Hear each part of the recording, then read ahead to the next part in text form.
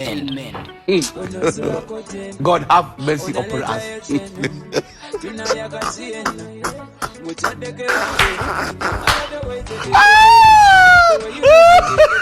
Hey!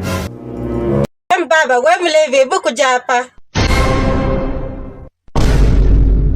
Shalom shalom mama. Hata sitaki salamu zako. Pesa yangu ya kibanda utanilipa lini? Nahitaji pesa yangu. Ona mama, na siko baya. Unajua sasa ni kazi tu imekuwa mbaya, sasa ndio nilikuwa nafikiria kama ni kesho ndio naeneza. Hata sitaki kusikia mambo mingi. Mimi nataka hela yangu. Hata kama unajihurumisha sitaki kujua, nataka pesa yangu. Sawa, nipe tu hadi kesho asubuhi nione vile nitafanya haki. Kesho nitajua vile nitafanya.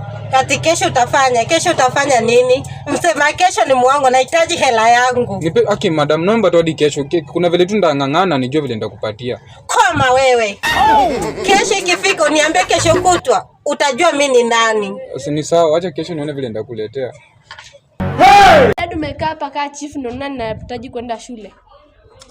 Najua kesho nafaa kupelekwa shule, ndio umemaliza grade 9. Sasa sijui ndakupeleka shule. Ama hata mimi naona sasa haki nakwambia na ndio kila mahali mtoto wangu sijui ndakusaidia aje. Nafuata hata sijui haki mimi nakwambia zile shida niko nazo. Mimi hata sijui nikupeleka tu shule tu kwa hapa around, hata sijui nifanye aje. Hakuna, mimi naenda Moi Girls. Uliniahidi utanipeleka kondo nimeitwa nimepita mtihani. Kondo mimi naenda.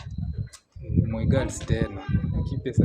Sasa kama uko mta mmoja unaweza pata ni karibu 60,000. Hata sijui pesa natoa wapi. Hey. Wewe unaenda wapi sasa hivi? Akiateka. Nani nimekwambia nataka salamu? Nataka rent, baada ya salamu nipe rent bwana. Miezi ine hujalipa nyumba, sasa hivi ni mamizinga tu kila siku.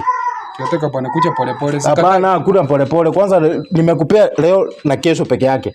Kiateka nyumba nitalipa, ni vile tu unajua kazi inakawia sana. Hapana bwana, umekawia sana na unaonekananga usiku kama mchawi. Hapana, sichani kuonekana kama mjane, lakini basi kama nipe hadi kesho nitajua vile nitalipa hiyo rent yake. Wewe hiyo maneno sitaki kusikia bwana.